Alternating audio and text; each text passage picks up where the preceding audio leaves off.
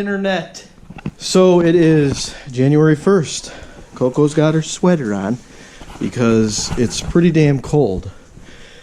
And I need to get this drum stove going so I can do some work in my shop. And as you can see, that is not a comfortable temperature. Now listen, I know what my buddy Andrew Camerata is going to say. He's going to say, I'm used to the cold, it's okay. If you can get heat going, why not have it? So let's get the pipe in. It's down and dirty, man. I throw the thing on. I don't even connect really anything. Shoot it through the old hole there. Get out the old Harbor Freight blowtorch, which is over there. Cut up some junk cardboard. And I got some wood in a barrel. Some seasoned stuff that I'll throw in here.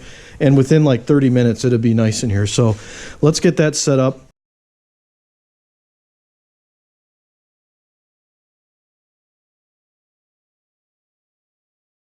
All right, super down and dirty. I probably should patch that a little bit. Yeah, the draft is good enough where no smoke's going to come in here, but I could probably jam something in there.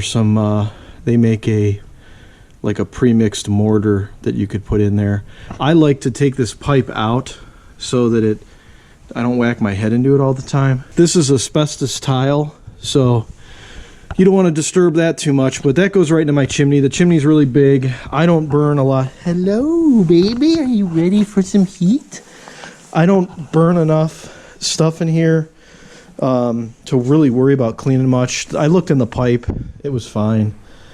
I'm not too concerned about creosote. The fires in this thing are super hot. So let's jam some cardboard. I don't know. We probably could get some kindling, but with the blowtorch, you can just kind of rest the tip of the blowtorch on your wood, and within like, I don't even know, a minute or two, probably a couple minutes, the fire's going pretty good. So let's get that set up and get some heat going because it's cold.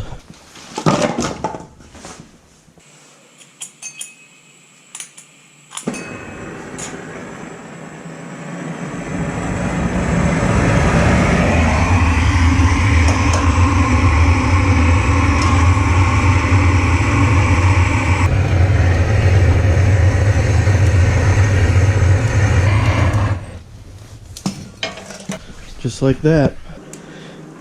So we'll give that like, I don't know, 10 minutes. Should start getting pretty warm in here.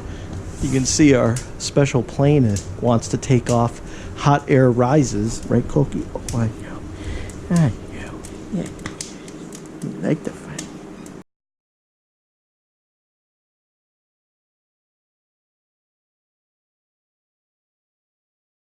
Okay, so almost 60 degrees in 7 minutes, and that's just with a couple fans circulating.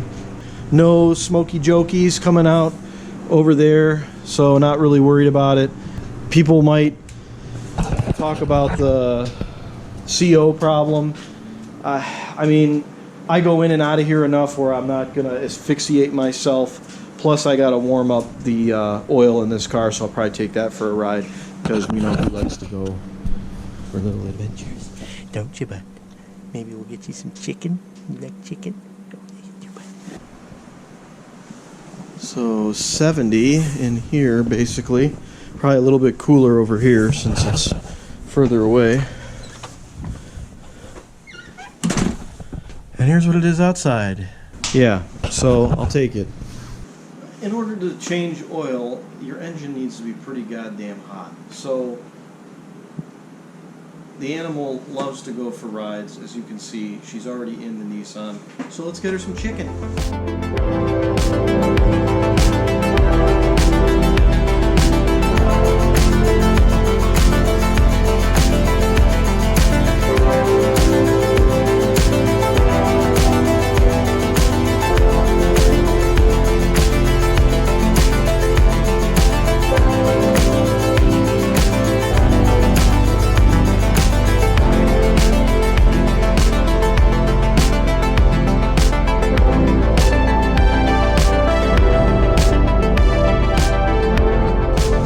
would be the start of a good new year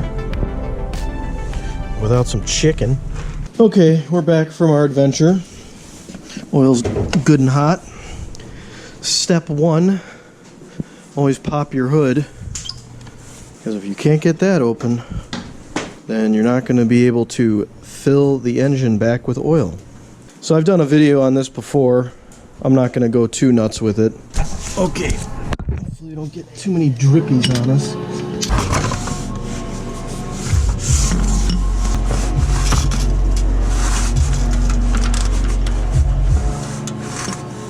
Alright, we'll let that drain. Filter is actually like up and behind this thing here. So we'll get the old grippy boys on here.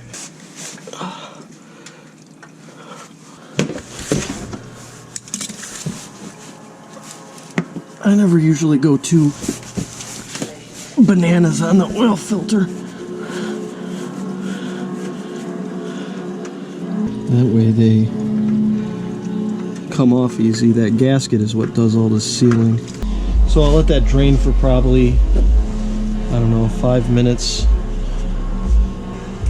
Then we'll pop the drain plug back in, screw on a filter, fill it up, should be golden. Obviously we lubed our filter here, and I clean off the drain plug pretty good.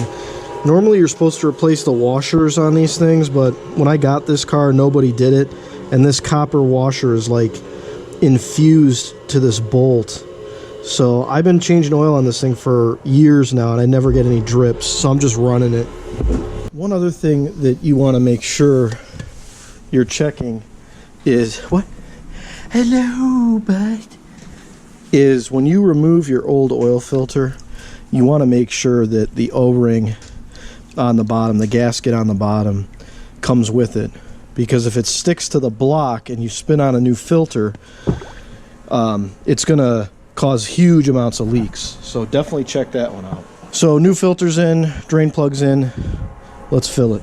Okay, so one thing I like to have is a Google Doc, or this is a spreadsheet, and I put what I do to the car and mileage and all that stuff, and I keep a running tally of my costs and stuff. I mean, this is free to do, you know, just sign up for Google and you can make a spreadsheet. You can, you know, look at it on your phone and everything else, and it's nice to be able to have all the records. So definitely recommend doing that. Also recommend getting, I probably mentioned this before, but I recommend getting one of these as well. This thing's graduated, and I know the Nissan takes like 4.5 quarts or something, 4.8, so I'll fill it all the way up to here or a little bit past it and then dump it in nice and easy. Actually takes 4.25, so we'll just go past 4 quarts a little bit.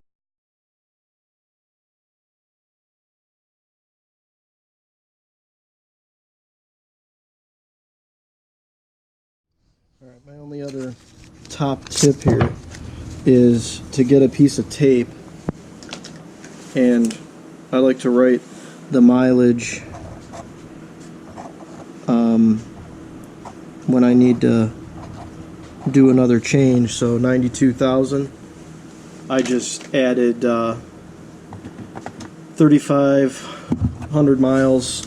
That way it gives me a little bit of wiggle room. And then I cut it and make it look nice and purty. And then I just stick that right by the speedometer.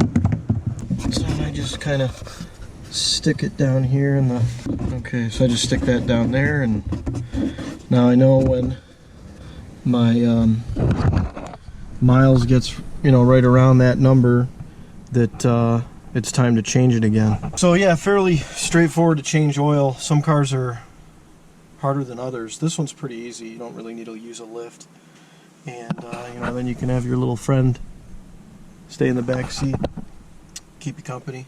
So yeah, that's about it. We're just gonna hang out a little bit, and thank you for spending some time watching my video. Hope you guys have a great day and have a great 2020. See ya soon.